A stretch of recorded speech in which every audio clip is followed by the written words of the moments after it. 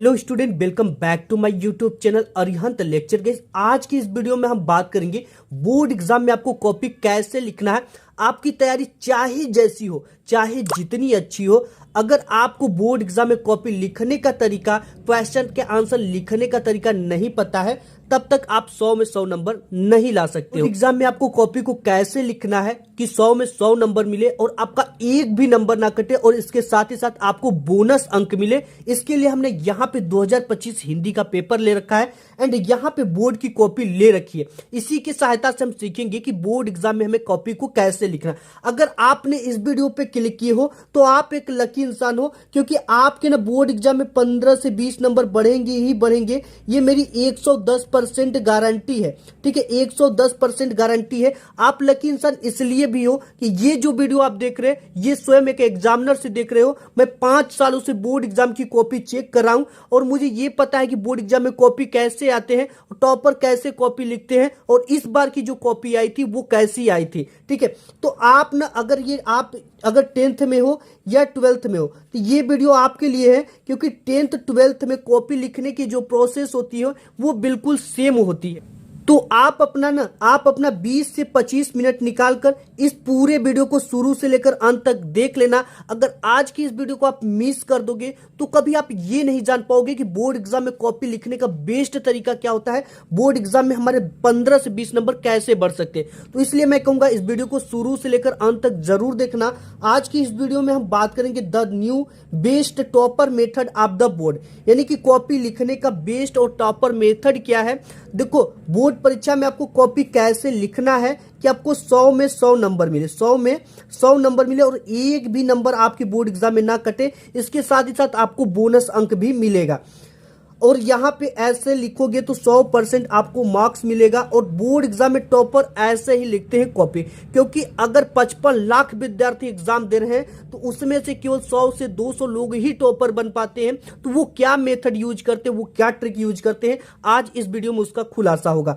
Board में copy मिलते ही आपको क्या करना है, आपके सभी क्वेश्चन आपने यूट्यूब पे बहुत सारे कॉपी लिखों के वीडियो देखे होंगे, बट ये जो वीडियो आप देख रहे हो स्वयं एग्जामिनर से देख रहे हो, जीनियस और एकदम जेन्युइन ट्रिक आप देख रहे हो। इसके साथ ही साथ हम बात करेंगे कि कॉपी को कैसे लिखना आपको प्रारंभ करना है, जिसे देखकर एग्जामिनर टीचर खुश हो जाए और पूरे नंबरों की बरसात कर दे, ठीक है। आप कहोगे कि सर मेरी हैंड राइटिंग खराब है तो बोर्ड में कॉपी कैसे लिखेंगे, ठीक है। हैंड राइटिंग खराब है तो उसके लिए तो नंबर कटेंगे ही कटेंगे।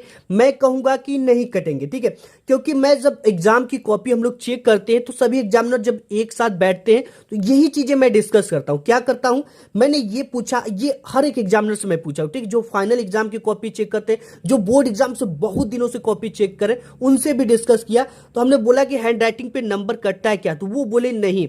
तो हमने बोला कि हैंड नंबर आखिर कटते कहाँ हैं, तो वो बोले कि मैंने बोला कि हैंड राइटिंग पे नंबर कटते हैं क्या, खराब है तो।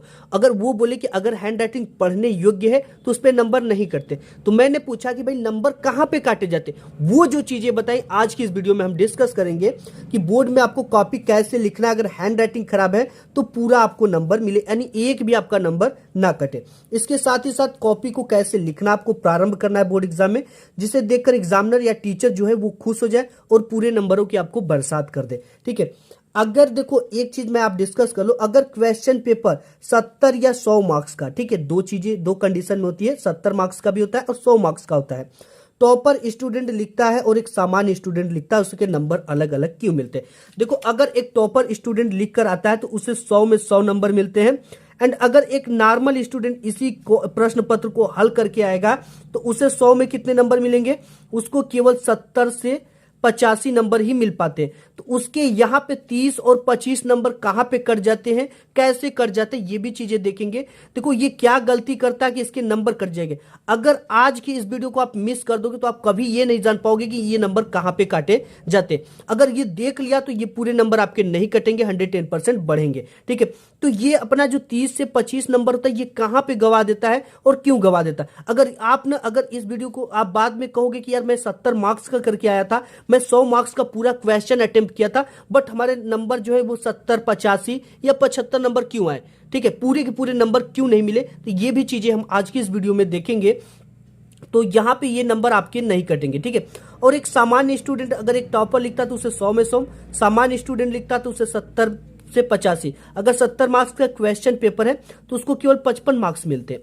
तो भाई इसके ना आपको कहाँ पे ये 15 नंबर कहाँ पे खो देता है, क्यों कट जाते हैं, और दोनों के जो नंबर है वो अलग अलग क्यों मिले। टॉपर के अच्छा मार्क्स मिले, अगर ये 70 मार्क्स का टॉपर स्टूडेंट करके आता है तो उसे कितना मार्क्स मिलेगा, उसे 68 मिलेगा या तो 70 मार्क्स मिलेगा, ठीक है। तो कहाँ पे नंबर अलग अलग क्यों इसके मिलते हैं, ये भी चीजें देखेंगे। और आपको ना आपके बहुत सारे स्टूडेंट का ये क्वेश्चन था कि आपको बोर्ड पेपर में किस पेन का यूज करना है, ठीक है। यहाँ पे कुछ हमने यहाँ पे ले रखा है। बोर्ड एग्जाम में जाने से पहले आपको ना 2 ब्लैक पेन लेनी है, 2 ब्लू पेन लेनी है, एक ब्लैक स्केच लेना है, एक हाइलाइटर लेना है। ब्लैक स्केच का यूज करना है कि नहीं करना, ये भी चीजें हम इस वीडियो में देखेंगे। और इस हाइलाइटर को टॉपर ऑलरेडी यूज करते हुए आ रहे हैं, यूज कहाँ पे करना और कैसे करना ये भी चीजें देखेंगे। और आपको एक स्केल लेकर जानी है। स्केल जो होता है ना, ये देखो स्केल जो है ये होता है आपका 30 सेमी का स्केल लेना है। और ये जो आपकी कॉपी होती है 20 सेमी होती है। अगर 15 सेमी वाला स्केल लोगे तो 2 बार में आपको पाई खींचना पड़ेगा, जिससे पाई टेढ़ी हो जाती है, ठीक है। तो 30 सेमी का स्केल ध्यान रखना। और आपको ना देखो आपको बोर्ड पेपर में किस पेन का यूज करना है।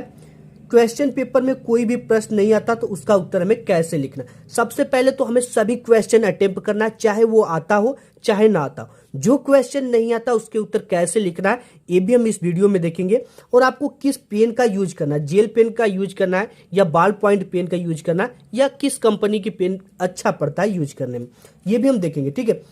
और यहाँ पे ये कुछ चीजें हैं जो कि 3 पेज के हैं, इसको हम लास्ट में देखेंगे, ठीक है। तो इसको हम एक तरफ रखते हैं। ये आपका क्वेश्चन पेपर हो गया, और यहाँ पे ये OMR सीट हो गया, और यहाँ पे ये बोर्ड की कॉपी हो गई। और ये जो बोर्ड की कॉपी है इसको सबसे पहले यहाँ पे हम इसको एक तरफ रखते हैं। और देखो एक चीज मैं आपको क्लियर कर दूं, हाई स्कूल और इंटरमीडिएट की जो कॉपी लिखने का प्रोसेस होता है वो सेम होता है। इसमें भी सब कुछ आपको सेम मिलेगा और हाई स्कूल में भी आपको सब कुछ सेम मिलेगा, यानी कोई अंतर आपको कॉपी में नहीं मिलता है, ठीक है। और ये जो आपकी कॉपी होती है इसको देखो बोर्ड में कैसे लिखना आपको प्रारंभ करना है, कैसे चीजों को आपको लिखना है, ये भी चीजें हम अच्छी तरह से सीखेंगे, ठीक है। ये बोर्ड की कॉपी होगी आपकी, और यहाँ पे किसी एक कॉपी को हम भर लेंगे क्योंकि जो कॉपी लिखने का प्रोसेस होता है वो सेम होता है। यहाँ पे देखो सबसे पहले यहाँ पे हमें क्या लिखना पड़ेगा, परीक्षार्थी का अनुक्रमांक अंकों में आपको कैसे लिखना है ये चीजें हम देखेंगे। तो यहाँ पे सबसे पहले एक हमारे पास पेपर है, ठीक है, जिसमें कि यहाँ पे लिखा गया है अनुक्रमांक। तो यहाँ पे ये जो अंकों में उस तरह से लिख दे, जैसे 12, 32, 99, 72, 57 है। तो यहाँ पे हम टाइप कर देंगे 12, 32, 99। ये हमने लिख दिया अंकों में, ठीक है। अब एक चीज हमें क्या करना है, इस अंकों वाले को अब शब्दों में लिखना, परीक्षार्थी का अनुक्रमांक शब्दों में लिखने से पहले आपको देखो क्या सावधानी बरतनी। सबसे पहले अगर यहाँ पे 1 लिखा है तो हम क्या लिख देंगे, 1 लिख देंगे, ठीक है। इसके बाद देखो एक चीज गलती क्या करते हो आप, कभी भी आपको कॉमा नहीं लगाना है, ठीक है, कॉमा नहीं लगाना है। 2 है तो इसके बाद जैसे यहाँ पे 2 लिखा है तो आपको सिंपली क्या करना है, 2 लिख देना है। इसके बाद 3 लिखा है तो आपको सिंपल क्या करना है, 3 लिख देना है। तो यहाँ पे हमने लिख दिया, 1 था तो 1, 2 था तो 2, 3 था तो 3, 9 था तो 9, 7 था तो 7, 2 था तो 2, 5, 7, ठीक। इस तरह से आपको लिखना है और कॉमा आपको नहीं लगाना है। फिर इसके बाद आता है विषय एवं प्रश्न पत्र तथा संकेतांक, ये 3 चीजें हमको यहाँ पे भरना है। सबसे पहले विषय जो है हमारी हिंदी, तो यहाँ पे हम टाइप कर देंगे हिंदी, ठीक है। अब इसके बाद प्रश्न पत्र क्या है, प्रश्न पत्र जो हिंदी होता है वो केवल होता है। और यहाँ पे जो प्रश्न पत्र है, देखो हिंदी का जो पेपर है एक ही पेपर चलता है तो इसके लिए हम केवल लिखेंगे। तो प्रश्न पत्र हमारा हो जाएगा केवल। और यहाँ पे प्रश्न पत्र पर अंकित संकेतांक, ठीक है।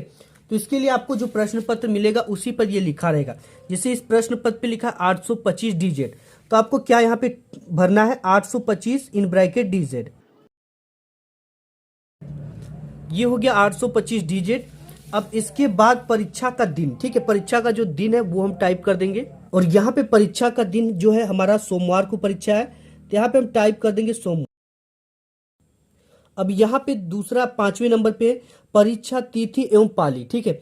तो परीक्षा का तिथि जो है आपका वो लॉन्च हुआ है 24 फरवरी 2025, तो यहाँ पे हम टाइप कर देंगे 24 फरवरी 2025।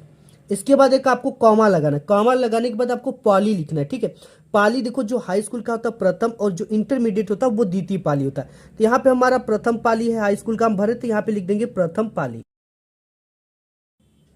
ये हमने भर लिया। अब यहाँ पे हमें केंद्र का नाम भरना है जो कि आपके आईडी कार्ड पे जहां आपका सेंटर गया है वहां पे लिखना पड़ेगा। ठीक है, अगर गर्ल्स होगा तो आपको सेंटर नहीं गया होगा, बॉयज का जाता है। तो यहाँ पे जहां भी गया होगा, अब मैं एक सेंटर का नाम लिख देता हूं। ठीक है, तो आपको पूरा पता यहाँ पे लिख देना है, कॉलेज आगरा। ये हो गया। ठीक है, अब इसके बाद आपको कुछ भी नहीं करना, परीक्षा कक्ष संख्या अगर आपको पता है तो भर देना, नहीं तो ये सब चीजें जो है ना ये सब टीचर कर देंगे आपके। ठीक है, तो इतना आपको भर देना, ये आपकी कंप्लीट हो गया। यहाँ पे अपना अनुक्रमांक अंकों में, शब्दों में, विषय, प्रश्न पत्र, अंकित संकेतांक और यहाँ पे दिन वगैरह सब कुछ भर देना। अब इसके बाद हमें आती है कॉपी लिखने की शुरुआत करनी। हमें बोर्ड एग्जाम में कॉपी की कैसे शुरुआत करनी है, तो स्केच अलाउ है पूरी तरह से। ठीक है, आप ना स्केच ऐसा मत लेकर चले जाना जो गाढ़ा चलता है, क्योंकि दूसरी तरफ छप जाता है जिससे देखने में अच्छा नहीं लगता। तो आपका अगर स्केच अच्छा नहीं तो आप पेन का भी यूज कर सकते हो। ठीक है, ये तो 1 इंच स्केल से ज्यादा की दूरी लेकर हमने पाई खींच दिया। अब इसके बाद यहाँ पे मेन चीजें शुरू करनी है। सबसे पहला जो आपकी प्रश्न पत्र होता है, इसमें आपको बहुविकल्पी टाइप के क्वेश्चन देखने को मिलते हैं। ठीक है, तो अगर आप इंटरमीडिएट में हैं तो सबसे पहले ऊपर खंड और डालेंगे और यहाँ पे डालेंगे बहुविकल्पी टाइप के प्रश्न, और यहाँ पे पहला का डाल के पहले का जो सही होगा यहाँ पे ए डाल देंगे, दूसरे का बी। और ये हाई स्कूल में क्या है, हाई स्कूल में तो इसका OMR शीट पे लिखा जा रहा है। ठीक है, तो अगर इंटरमीडिएट में है तो खंड अ बहुविकल्पी प्रश्न, पहले का डी सही हो रहा है, इनका नाम लिख देना। दूसरे का जो है वो केवल एक बार प्रश्नोत्तर संख्या डालेंगे, उसके बाद सब कुछ ऐसे लिखते जाएंगे। ठीक है, अब हमारी मेन चीज जो कॉपी लिखने की शुरुआत होती है वो यहां से होती है। देखो यहां से खंड ब वर्णनात्मक टाइप के प्रश्न, और यही हमारे नंबर कटते और बढ़ते हैं। ठीक है, यही पे हमारे नंबर कटते हैं। तो इसको शुरुआत कैसे करना है, सबसे पहले आपको खंड ब हम कर रहे हैं तो ऊपर इसके एकदम हेड पर हमें क्या लिखना पड़ेगा, खंड ब लिखना पड़ेगा। ठीक है, जैसे हम यहाँ पे टाइप लिख देते हैं खंड ब। अब इसके नीचे आपको स्केल से 2 पाई खींच लेना है। यहाँ पे हमने डाल दिया खंड ब, इसको एकदम बीच में डालना है आपको कॉपी के। अब इसके बाद खंड ब में किस टाइप के क्वेश्चन है, तो यहाँ पे खंड ब में किस टाइप के प्रश्न है, वर्णनात्मक प्रश्न है। तो हमें क्या करना पड़ेगा, यहाँ पे लिखना पड़ेगा वर्णनात्मक प्रश्न। इस तरह से आपको कर देना वर्णनात्मक प्रश्न लिखने के बाद। अब यहाँ से एक लाइन छोड़कर इसके नीचे हम डाल देंगे प्रश्नोत्तर संख्या। अभी हम 21 का उत्तर लिखेंगे तो यहाँ पे हमें लिखना पड़ेगा प्रश्नोत्तर संख्या 21 का उत्तर। यहाँ पे प्रश्नोत्तर संख्या हमने डाल दिया, 21 का करें तो 21 यहाँ पे हम डाल देंगे। ठीक है, अब इसको मैं ब्लैक स्केच से भी आपको करके दिखाऊंगा। इसके नीचे स्केल से डबल पाई खींच देनी है। यहाँ पे हमने इसके नीचे डबल पाई खींच दिया। खंड ब वर्णनात्मक प्रश्न प्रश्नोत्तर संख्या 21। ठीक है, अब इसके बाद आपको देखो लिखना क्या है। ये आपके बोर्ड एग्जाम में जो आएगा ये 6 मार्क्स का आता है। ठीक है, और हमें एक भी मार्क्स यहाँ पे अपने कटवाने नहीं है। कैसे लिखना ये चीजें, इसके नीचे 3 क्वेश्चन दिए रहेंगे, इन तीनों क्वेश्चन का हमें आंसर देना। एक क्वेश्चन हमें 2 मार्क्स का मिलेगा एंड 2 का, एक 2 का। ठीक है, यानी टोटल यहाँ से 6 मार्क्स हमें गेन करने हैं।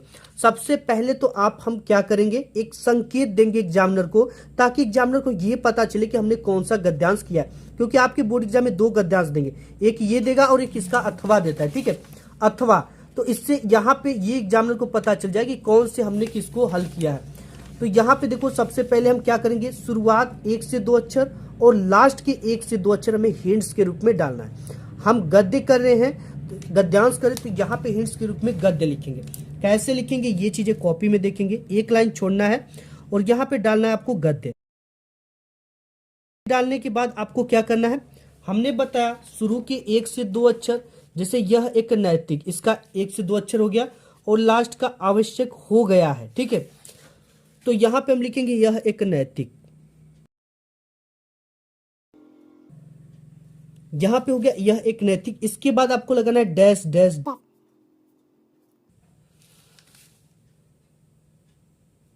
इसके बाद आपको लिखना हो गया। देखो इसका लास्ट अक्षर यही है, हो गया है, तो यहां पे हम लिख देंगे हो गया है। ये हो गया। ठीक है, ये हमारा गद्य हो गया। अब देखो एग्जामिनर को ये पता चल जाएगा कि आपने किसको, अगर आप अथवा का कर रहे हो तो यहाँ पे आपको अथवा लिखना पड़ेगा। ठीक है, ये हो गया। इसके बाद हम क्या लिखना है, पहला क्वेश्चन इसमें आ जाता है आपको, पहला कि उपयुक्त गद्यांश का संदर्भ लिखिए। तो इसमें पहला नंबर, तुम पहला नंबर जरूर डालेंगे, इसका मिस्टेक आप कभी मत करना, एक लाइन छोड़ना है और यहाँ पे डाल देना आपको पहला नंबर। ठीक है, हमने डाला पहला, पहला में आपको क्या लिखना है, संदर्भ लिखना है। तो हम यहाँ पे क्या लिखेंगे, संदर्भ। संदर्भ के नीचे भी डबल पाई आपको स्केल की सहायता से खींचना है, यहाँ पे मैं हाथ से ही खींच दे रहा हूं। अब इसके बाद संदर्भ आपको कैसे लिखना है। ठीक है, संदर्भ लिखने का सही तरीका क्या है, ये चीजें हम देखेंगे। संदर्भ लिखने के लिए आपको दो चीजें को पता होना इंपॉर्टेंट है। सबसे पहला तो उपयुक्त गद्यांश का जो लेखक है यानी जो राइटर है वो पता होना चाहिए, और इसका शीर्षक जो होता है वो पता होना चाहिए। ठीक है, दो चीजें पता है तो आप इसे आराम से लिख पाओगे। तो हमें ये पता है कि ये जो इसके शीर्षक है और इसके जो लेखक है दोनों हमको पता है। तो सबसे पहले हम क्या लिखेंगे, इसकी शुरुआत कैसे करेंगे कि प्रस्तुत गद्यांश हमारी पाठ्य पुस्तक, इतना चीजें लिखेंगे। अब देखो इतना हमने लिख दिया कि प्रस्तुत गद्यांश हमारी पाठ्य पुस्तक। इसके बाद हमें अब ब्लैक पेन का यूज करना है। ठीक है, प्रस्तुत गद्यांश हमारी पाठ्य पुस्तक जो है वो हिंदी से लिया गया है, तो यहाँ पे हम लिख देंगे हिंदी और इसे इस तरह से इन्वर्टेड कॉमा में लिख देंगे। प्रस्तुत गद्यांश हमारी पाठ्य पुस्तक हिंदी के गद्य खंड में संकलित, इतना लिखेंगे। ये हो गया हमारा हिंदी के गद्य खंड में संकलित। ये किस पाठ से लिया गया, ये चीजों को हम ब्लैक पेन से लिखेंगे। तो ये किस पाठ से लिया गया है, ये पाठ से लिया गया भारतीय संस्कृति। तो इसको जब भी हम लिखेंगे तो ब्लैक पेन से लिखेंगे और इन्वर्टेड कॉमा में लिखेंगे। तो ये शीर्षक को हमने लिख दिया ब्लैक पेन से, भारतीय संस्कृति, और इसे इन्वर्टेड कॉमा में लिखेंगे। भारतीय गद्य खंड में संकलित भारतीय संस्कृति नामक पाठ से लिया गया है। इतना हो गया, नामक पाठ से लिया गया। और इस पाठ के लेखक, ठीक है, आप ये लिखोगे इस पाठ के लेखक या रचयिता दोनों लिख सकते हो। तो हम लिखेंगे इस पाठ के लेखक, इस पाठ के लेखक को हम ब्लैक पेन से लिखेंगे। तो इस पाठ के जो लेखक है वो डॉक्टर राजेंद्र प्रसाद जी हैं। तो हम यहां पे लिखेंगे डॉक्टर, इन्हें भी ब्लैक पेन से और इन्वर्टेड कॉमा में लिखना है। यहां पर भी इन्वर्टेड कॉमा को क्या करना है, बंद कर देना है। अब इसके बाद जी है, लिख देंगे यहाँ पे राजेंद्र प्रसाद जी हैं।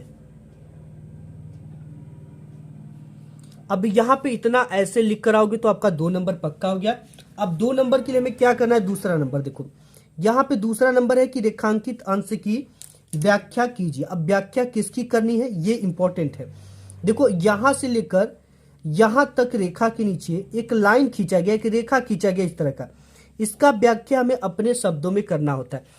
यानी कि जैसे अपने शब्दों का मतलब क्या है, यह एक नैतिक और आध्यात्मिक स्रोत है। ठीक है, यह एक परंपरा है, नैतिक का मतलब परंपरा, आध्यात्मिक स्रोत है, स्रोत यानी प्रवाह है जो अनंत काल से यानी बहुत समय से प्रत्यक्ष जो दिखाई दे या अप्रत्यक्ष जो न दिखाई दे रूप से संपूर्ण देश में बहता रहा है। ठीक, इस तरह से नहीं, थोड़ा सा अपने शब्दों में बनाकर लिख दो। अगर नहीं आता तो आप इसको बिल्कुल भी उतार देना। ठीक है, तो इसी चीज को हमें लिखने से पहले ये कितने नंबर पे, दूसरे नंबर पे। तो यहाँ पे हेडिंग डालेंगे रेखांकित अंश की व्याख्या। जब भी व्याख्या हेडिंग डालेंगे तो 2 लाइन आपको छोड़ देना है और यहाँ पे आपको डालना क्या है, रेखांकित अंश की व्याख्या। ठीक है, दूसरे नंबर पे हम क्या डालेंगे, रेखांकित अंश की व्याख्या।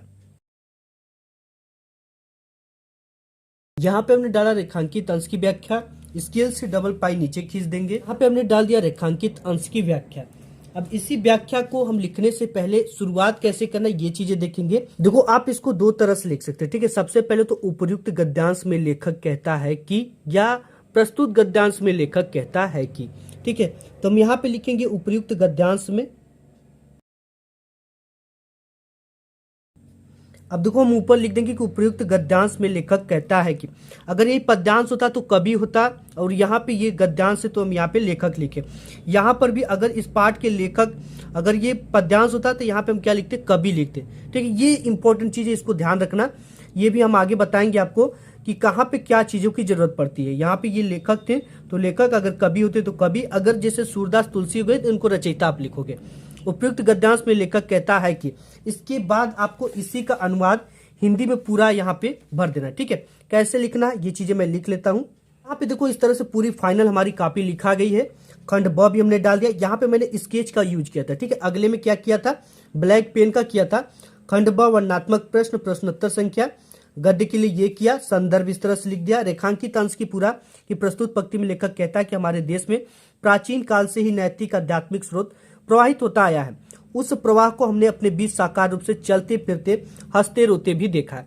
अब यहाँ पे इंपॉर्टेंट चीजें क्या है, अब यहाँ पे 2 लाइन बिस्ता, यहाँ से हम कुछ भी शुरू नहीं करने वाले हैं। यहाँ पे तीसरा क्वेश्चन है कि हमें अमृत की याद दिलाकर किसने हमारे मृत शरीर में नए प्राण फूके हैं। तो इस क्वेश्चन का आंसर आपको इसी में से ढूंढना पड़ता है। नैतिक और आध्यात्मिक स्रोत है जिसके द्वारा हम जिन्होंने हमें अमृत की याद दिलाकर हमारे मृत शरीर में नए प्राण फूके। इसको कैसे लिखना है, इसको जब भी आपको लिखना है तो नेक्स्ट पेज से लिखना है। देखो हमने नेक्स्ट पेज पर आ चुका है और तीसरा नंबर डालेंगे, नैतिक एवं आध्यात्मिक स्रोतों द्वारा ही मृत शरीर में नए प्राण का संचार हुआ है। अब देखो इसके बाद अगर क्वेश्चन आपका कौन सा आ जाता है, 22 नंबर आ जाता है। ठीक है, जब भी हम 22 नंबर क्वेश्चन को हल करेंगे तो 3 से 4 लाइन को हमें छोड़ना है। ठीक है, कितने लाइन को, देखो 1 2 3 इससे शुरुआत करना है। ठीक है, अब हमें प्रश्नोत्तर संख्या 22 डालना, तो यहाँ पे हम डालेंगे प्रश्नोत्तर संख्या 22। तो इसके देखो 3 से 4 लाइन का गैप करके ही आपको प्रश्नोत्तर संख्या 22 डालनी है। अगर ये थोड़ा सा बचता है 3 से 4 लाइन तो नेक्स्ट पेज से आपको शुरुआत करना है।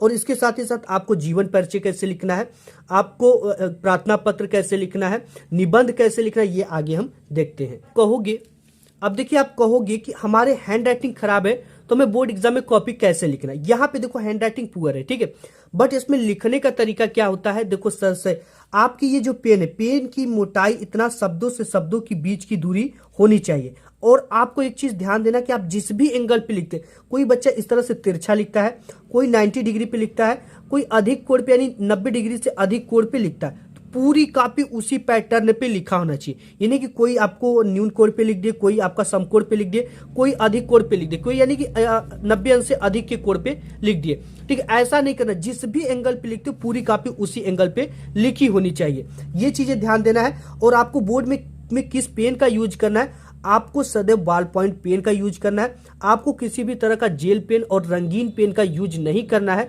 अगर आप जेल पेन का यूज करोगे तो दूसरी तरफ छप जाएगा जो कि देखने में काफी पुअर लगेगा। ठीक है, तो आपको इससे बचना है। एंड और भी नेक्स्ट आपको देखो नंबर कहाँ पे करते हैं, अगर इस तरह की हैंड राइटिंग होगी शुरुआत में, देखो यहाँ पे सबसे पहले मैंने आपको बताया था कि देखो आपके नंबर नहीं कटेंगे। देखो जो भी एग्जामिनर होता है कॉपी चेक करता है वो काफी फास्ट होता है और पर कॉपी चेक करने का पैसा मिलता है। तो शुरुआत की 2 से 3 पेज आपको वही प्रश्न करने जो आपको अच्छे से आते हो और आपको बिल्कुल कट पिट नहीं करना है। ठीक है, जैसे अगर आप राम लिख रहे थे तो लिखा क्या गया रामा। रामा जब भी लिखा जाए तो आप अगर नहीं काटो तो अच्छा है। ठीक है, अगर काटते भी तो आपको एक बार इस तरह से काटना है। बहुत सारे बच्चे क्या करते हैं कि कैसे काटते हैं, इस तरह से काट देते हैं जो कि हाईलाइट बन जाता है और देखने में पुअर लगने लगता है। तो आपको इस चीज का ध्यान देना कि कट पिट बिल्कुल भी 2 से 3 पेज में आप बचना है, नहीं करना है और साफ सुथरा कॉपी लिखना। अगर एग्जामिनर देख लेगा कि अगर फर्स्ट 2 से 3 पेज में अच्छा लिखा है और वही क्वेश्चन किया जिसके प्रश्नों के उत्तर जो भी लिखा है वो सही लिखा है, तो औसत नंबर पूरी कॉपी में देता चला जाएगा क्योंकि एग्जामिनर काफी फास्ट होता है। ठीक है, और इसके साथ ही साथ बोर्ड की कॉपी में आपको कभी भी गलत चीजें नहीं लिखना है। ठीक है, जैसे बहुत सारे बच्चे आत्महत्या लिखते हैं, इस बार भी प्रश्न आप कॉपी में मिला था। ठीक है, गालियां कस्में लिखते हैं, प्रेम पत्र लिखते हैं, धार्मिक चिन्ह बनाते हैं। ठीक है, कुछ बच्चे 786 लिख देते हैं, कुछ बच्चे जो है स्वास्तिक का चिन्ह बना देते हैं, कुछ बच्चे ओम लिख देते हैं, कुछ बच्चे अल्लाह लिख देते हैं। तो ये सब चीजें आपको कदापि नहीं लिखना है।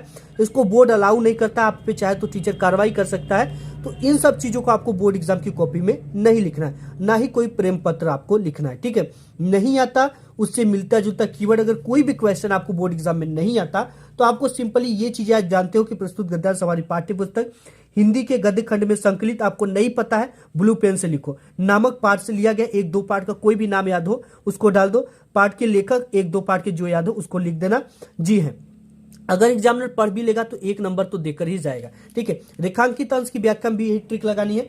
आपको इस तरह से कॉपी की शुरुआत कर देना, दूसरा रेखांकित अंश की व्याख्या, हेडिंग डालने के बाद प्रस्तुत पंक्ति में लेखक कहता है कि, इतना लिखने के बाद आपको जो रेखांकित अंश है उसी को भर देना है, तो भी आपको नंबर यहाँ पे मिल जाएंगे। कोई भी क्वेश्चन छोड़कर नहीं आने, हमें ऑल क्वेश्चन को अटेम्प्ट करना है। नहीं आता तो बना खुद कर अपने से अपने शब्दों में कीवर्ड में लिखेंगे। ठीक है, ये होगी पूरी कॉपी बोर्ड परीक्षा में। ये चीजें नहीं लिखना है। और बोर्ड परीक्षा में प्रश्नों को, भाई प्रश्नों को सीरियल से लिखने की कोशिश करना, क्योंकि टीचर ना इससे बहुत ज्यादा प्रभावित होते। क्योंकि एक एग्जामिनर ना जब भी कॉपी चेक करता तो फ्रंट पेज पे चढ़ाता है कि फला 21 नंबर पे इन्होंने 6 नंबर में कितना नंबर पाया, 5 नंबर पाया, 6 नंबर पाया। तो ये अगर आप लिखोगे ना तो इधर उधर लिखोगे। कोई बच्चा क्या किया, पहला क्वेश्चन किया, फिर उसके बाद 9वां क्वेश्चन कर दिया, फिर चौथा किया, फिर तीसरा किया, तो इस समय टीचर का इसमें समझ जाता है। ठीक है, तो ऑटोमेटिक जब समझ जाएगा तो उसे थोड़ा थोड़ा गुस्सा बढ़ेगा, उसमें आपके मार्क्स कटने शुरू हो जाएंगे। ठीक है, करते नहीं है, लेकिन आप ना सीरियल से लिखोगे तो अच्छा रहेगा। सीरियल से करने की कोशिश करें और प्रत्येक खंड को आपको नए पेज से शुरू करना है। जैसे यहाँ पे खंड ब है। ठीक है, अगर खंड आपको द आता है चाहे स आ जाता है तो आपको क्या करना है, अगर ये क्वेश्चन यहाँ पे खत्म होता है तो खंड ब को नए पेज से शुरू करना है। ठीक है, और बीच बीच में आपको सादा पेज नहीं छोड़ने हैं। और आपको एक चीज का ध्यान देना है। ठीक है, सादा पेज बिल्कुल भी मत छोड़ना। और बहुत सारे बच्चे क्या करते हैं, 21 नंबर क्वेश्चन किए, उसके कुछ बाद में उनको याद आते हैं तो लिखते हैं कि तीसरे चौथे पेज पर प्रश्नोत्तर संख्या 21 का शेष। ये चीजें आपको नहीं करनी भाई। आपको नहीं आता, अगर आपको लगता है कि हम बाद में और इसको बना ठना कर लिख देंगे या हमको बाद में हो सकता है याद है, तो आप 3 लाइन हर समय नीचे क्वेश्चन के छोड़ो। हर एक क्वेश्चन के नीचे 3 से 4 लाइन छोड़ो। ठीक है, याद आएगा बाद में तो यहाँ पे आप इसे भर दोगे। लेकिन बाद में लिखोगे ना तो उसका नंबर चढ़ा देगा जब एग्जामिनर फ्रंट वाली पेज पे, तो फिर वो नहीं देता है। तो ऐसे में आपको किसी भी क्वेश्चन का, जैसे प्रश्नोत्तर संख्या 21 का शेष, एक प्रश्नोत्तर संख्या 21 का शेष उत्तर, तो ऐसे मत करना। ठीक है, ऐसे में आपको उसका नंबर नहीं मिलेगा, आपका समय फालतू में वेस्ट हो जाएगा। इसके साथ ही साथ आपको पद्यांश कैसे लिखना है, जीवन परिचय कैसे लिखना है, ये भी चीजें देखेंगे। पद्यांश लिखने के लिए आपको पद्यांश लिखना, प्रश्नोत्तर संख्या डाल देना। उसी तरह से पद करें तो पद लिखेंगे। पूर्त निक्षी डैश डैश जल चवे 1 से 2 शुरुआत के लास्ट के। संदर्भ इस तरह से लिखना है। पहले में देखो यहाँ पे हिंदी है, अब खंड यहाँ पे देखो प्रस्तुत पद्यांश हमारी पाठ्य पुस्तक हिंदी के काव्य खंड में। ठीक है, या तो आप काव्य खंड लिखोगे या तो पद्य खंड में। संकलित वन पद पर ब्लैक पेन से नामक पाठ से लिया गया। इस पाठ के रचयिता यहाँ पे तुलसीदास जी है। अगर कोई कवि होता तो कवि लिखते, इस चीज का ध्यान देना है। गोस्वामी तुलसीदास जी है। रेखांकित अंश की व्याख्या सेम है। इसके बाद प्रश्नोत्तर संख्या 24 में आपको संस्कृत आपका श्लोक आता है। श्लोक का अर्थ लिखने के लिए आपको श्लोक यहाँ पे हेडिंग डालेंगे। संस्कृत पद्य होगा तो संस्कृत पद्य, संस्कृत गद्य होगा तो संस्कृत गद्य यहाँ पे डालेंगे। ठीक, जैसे यहाँ पे डाला गया है, सिंपल आपको इस तरह से लिखना है। ठीक है, नेक्स्ट 20 नंबर पे आपको आज, अब देखिए 26 नंबर पे आपको आता है लेखक परिचय। ठीक है, इस तरह से आपको आता है यह 26 का क। ठीक है, यहाँ पे आपको किसी कवि का या लेखक का 2 लोगों का जीवन परिचय देता है, जिसमें आपको 3+2 होता है। बहुत सारे बच्चे का 3 नंबर ही आता है, 2 नंबर नहीं आ पाता। वो गलती क्या करते हैं, लिखने का तरीका क्या होता है। जैसे यहाँ पे हमने देखो लेखक परिचय आपको सबसे पहले डालकर यहाँ पे स्केल से डबल पाई खींच लेनी। ठीक है, प्रश्नोत्तर संख्या 26, लेखक जिस भी लेखक का लिख रहे हो वहां पे इसकी हेडिंग रहनी चाहिए जयशंकर प्रसाद। जीवन परिचय हेडिंग डालकर एक बॉक्स बनाना जिसमें उनका संक्षिप्त परिचय लिखना, जैसे नाम, जन्म स्थान, पिता का नाम, माता का नाम, रचनाएं, मृत्यु, इतनी चीजें डालना। ठीक है, और यहाँ पे देखो हाइलाइटर का यूज करना में। जयशंकर प्रसाद का जन्म काशी के एक प्रतिष्ठित वैश्य परिवार में सन 1889 ईस्वी को हुआ था। ठीक है, कोई 90 मानता है, कोई 89।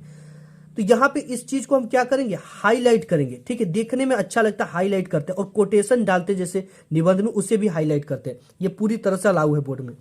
और इनके पिता का नाम देवी प्रसाद, इसे हाईलाइट किया गया, मुन्नी देवी। और इसे ब्लैक पेन से इनकी प्रमुख रचनाएं हैं, जैसे उनको ब्लैक पेन से लिखना है। ठीक है, इनकी मृत्यु को ब्लैक पेन से लिखना है। एंड इसके साथ ही साथ 3 नंबर यहाँ पे आपको मिलेंगे। अब 2 नंबर के लिए हमें क्या करना है, अब देखिए यहाँ पे 2 नंबर के लिए हमें जयशंकर प्रसाद की प्रमुख रचनाएं, क्योंकि रचनाएं का हमें कितना नंबर मिला, 2 नंबर मिला। महाकाव्य कामयानी, नाटक अजातशत्रु, चंद्रगुप्त, स्कंदगुप्त, राज्यश्री इत्यादि, उपन्यास कंकाल, तितली, इरावती, अपूर्ण इत्यादि। ठीक है, इस तरह से आपको लिखने हैं। यानी कि अगर जो जितनी भी रचनाएं, 2-3 रचनाएं पता, उनको आपको लिखना है यहाँ पे। ठीक है, इस तरह से पूरे नंबर मिलेंगे।